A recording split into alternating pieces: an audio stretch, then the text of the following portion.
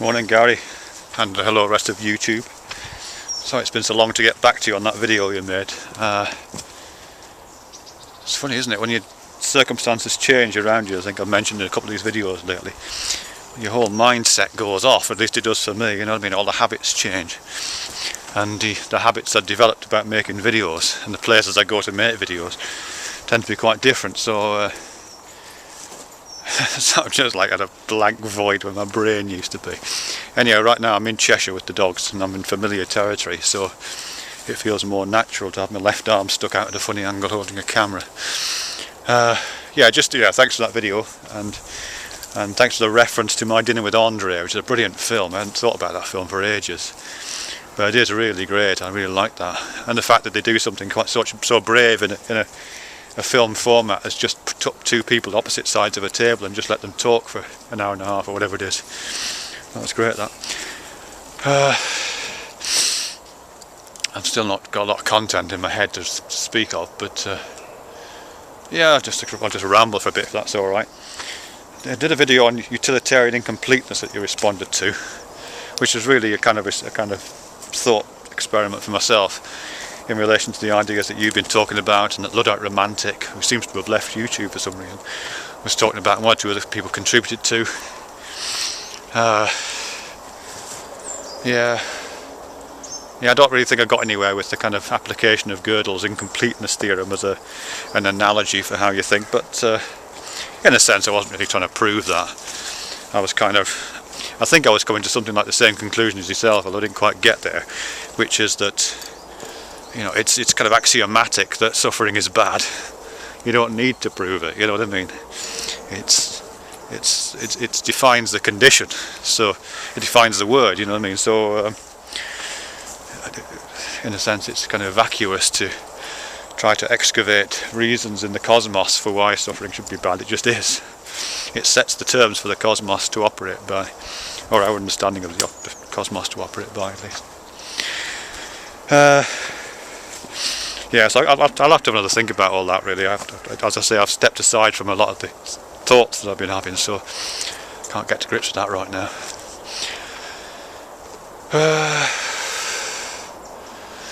God, that's it, really. Well, yeah, just I don't want to leave pauses because I don't want to sound like one of those YouTube users that leave lots of dead air. It speaks very slowly. But anyway, a few other things that's been happening in YouTube land, which you probably noticed, Gary, but you might have opinions on, and I'd be interested to know what you think. Quite like the series that Sisyphus Redeemed's been doing on William Lane Craig, and his latest one was William Lane Craig is not the Lucasian chair of mathematics, which is a reference to Stephen Hawking, who used to be the Lucasian chair of mathematics, and who's got that book out, Grand Design, which William Lane Craig is kind of criticising. Well, partly criticising and partly using as support for his own God-bothering antics. And if I understand it correctly, what Sisyphus Redeemed there is saying is that, you know, William Lane Craig is not a viable source of authority, whereas Stephen Hawking is, and there's good reasons for that. But yeah, and I made a comment on that which some twit responded to and called me a moron, which, you know, may be accurate, but it doesn't mean they're right. And I was just trying to say there, you know, that there is such a thing as authority, and that's fine. It's just that how you determine authority. You know, authority should come from a connection with something like truth and the pursuit of truth. That's where authority lies. And Stephen Hawking has a reputation, a deserved reputation, for pursuing the truth wherever it leads, and his authority derives from that, and the transparent pursuit of truth. You know what I mean? You can look back on Hawking's writings, and you can look at what he's been up to. Phoebe guy, come on, let's go this way. You can look back on all that and you know, and see where the truth that he is. That's what he's doing, and that's where he gained his authority. The polarity reverses in William Lane Craig's model, of course. If you're a God botherer, then truth derives from authority, not the other way around. So what God he says is true because he's God, or whatever, you know. So, and that's an incorrect use of authority. So it's not a level playing field at all, really. Anyway, what else I think Sisyphus Redeemed was saying in there is that was what? Oh, it was talking about Hawking's model determinacy, which is this, well, elsewhere I've heard it called model agnosticism, which is where you approach the studies of something like physics with not exactly a skepticism, but as an agnosticism towards the contact with the real world, something you might call the real world. The pursuit of science and physics, particularly the more complex ends of physics, the counterintuitive ends of physics, is that you're constructing models which better and better interpret and map the phenomena of the world to the extent that they're able to explain more and more complex parts of it, greater and greater extents of it, and crucially make predictions about it. And the better the model you're able to produce, the more predictions it makes and the more explanatory power it has. Whether it's real or not is kind of irrelevant, because you've accepted from the start off that you don't really get to the real. You know, in the same way that, you know, I look at this tree and I don't really see the tree. I see, my experience is my experience of the tree. You know, I have the phenomenological experience of the tree. I don't have the tree in any meaningful sense. You're always measuring things through the instrumentation of your measuring or whatever. And that's absolutely fine, you know, and as long as we share that and we have a common understanding of that, and as I say, that's explanatory and predictive power, that's fine. And a really good model has a really good explanatory power.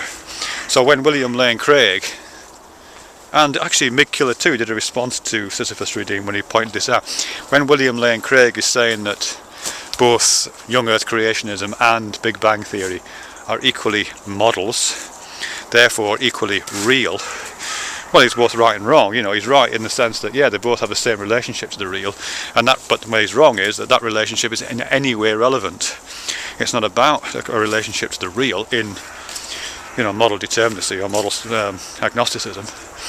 The crucial thing is this explanatory power, and young Earth creationism has no explanatory power at all, no predictive power, and explains almost nothing.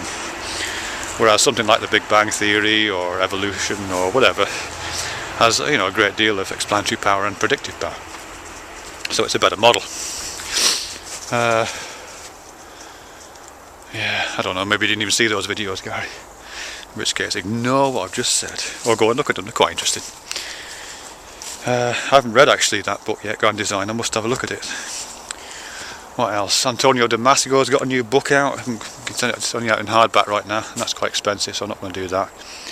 But he's got a YouTube channel right now with a little video of himself talking about it. So I did a rabbit-related video in relation to that, because it was the only thing my brain was capable of producing. But I like Damasco. I think he's smart, so I'll get that when it comes out in paperback. What else? Nicotine 2. Made that kind of provocative video about modern art. I don't know what's going on with that. Maybe I don't know Nick very well at all. I've made a couple of videos in response to him, but he's never responded to me, so I don't know, he's not doing the conversation thing, so I'm not terribly interested. But I don't know, he's smart enough to know what he's talking about, but I can't really believe that he holds the views he holds, you know what I mean? He's got this really conservative, reactionary relationship to all of modern art. It's, oh shit, my kids could do that, you know, it's that kind of thing. Yeah, of course they could, you know, it's not, you know, it's better than that really. So I have to presume he's just trying to poke the hornet's nest and get things buzzing for a while. And you know, and some people have made responses. Got That Funk and Nelly Diddle made responses, perfectly fine, valid responses. I mean, for me it's all about the contamination of art's practice by fine arts, or at least large parts of it are. You know, really, ever since Adorno, I don't know if you know about Adorno, it doesn't really matter if you don't, but you know, ever since, for decades and decades, you know, the value of things has been measured not in their intrinsic value, but in their exchange value. So when you look at a piece of art, you think, what's it worth? Which means, what can I exchange this thing for? How many pieces of paper with the Queen's head on it? Or, I don't know, whatever you do in the States, whatever you got in your money in the States. How many pieces of paper can I exchange this object for? And that's not value, that's price. So, and that really just saturates that whole argument, really. You know what I mean? If you look at a piece of modern art, like particularly one of the more difficult ones, like Tracy Emin's Bed, or one of Damien Hirst's, or Piss Christ, or something like that. You know, if the first thing that comes to your mind is, oh, I paid good money for that, or I wouldn't cross the road to buy that, or I wouldn't give tuppence for that, you know, then you're missing the point, really. And it's a bit unfortunate, I think, that of course the art industry and the art market has so colonised that, you know what I mean, and made celebrities out of artists, and continued that whole system, you know, that really capitalist system across the top of practices, which really don't sustain very well in that, really. You know, because of course it's not really worth the money that it's paid for it. I mean, Damien Hirst kind of knows that. I like some of Damien Hirst's stuff. I like his Shark in the Tank, you know, the impossibility of death in the mind of someone living. I like some of his other stuff. But he did this skull recently, which was encrusted with, whatever it was, £25,000 worth of diamonds. I didn't really like it, but I can see what he's up to. You know, it's about price value, I think. Price and value, and something to do with mortality and the almost religious quest for the beautiful object. So yeah, that's all quite interesting, I think. I was going to make a response. In fact, I started to make a response, and I thought, nah, I'm just responding to a, as I say, a poke of the hornet's nest. So I didn't decide against it. What else? You'll have probably seen Thunderfoot's response to Coughlin by now, I'm guessing. So condensation on the lens. Oh, it's on the inside. Shit. Oh well. Coughlin's response to, beg your pardon, Thunderfoot's response to Coughlin. I don't really understand that. I've watched quite a few of Thunderfoot's videos, and I think I've watched most of Coughlin's videos. I don't know, really, it's a bit weird. I'll tell you one of the things I find weird about that, and it kind of refers to some of your videos here, Gary, but in a different way, which is this use of the third person in response videos. Because when some people make response videos like myself, and like Nelly Diddle and Got That Funk in those videos I just mentioned in relation to Thunderfoot, they talk directly to the person, you know, use the you word. You said this, you did this, maybe use their name. But when Thunderfoot and Coughlin in that exchange do it, they don't use the third person, they use, no, being second person, they use third person. They say, he did this. They're talking to, and you did this as well, but I think you do it for different reasons. So they're talking to a different constituency. You know, when I'm talking to you, I'm talking to you, Gary, and if anybody else is listening, that's cool, I don't mind that, it's a public conversation. And I quite like that. That's just part of that kind of weird, transparent society we live in. I think it's got some real merit, that. But the other thing, and as I say, in that exchange between Thunderfoot and Coughlin, it's using the you thing, because they're really talking to their subscribers, they're talking to their own camp. And the other camp is listening in. I think when you do it, because you do it as well, you say he and she, not in the most recent ones, not in the My Frag with Fred video, and one or two other ones that you've talked to me directly, but some of the others you don't, you say he said this or she said that, whatever. But it doesn't feel the same, actually. Correct me if I'm wrong here. It doesn't sound like you're talking to your subscribers. It sounds more like an internal monologue. That's how it reads, at least. What else? That's all the videos I've watched recently, I think. Modern art, William Lane Craig, utilitarianism. Yeah, that'll do for now, I think. One of my dogs has got a limp, haven't you, Phoebe? Got something wrong with your leg. I had to lift her into the car and I have to lift her out again. Should be alright.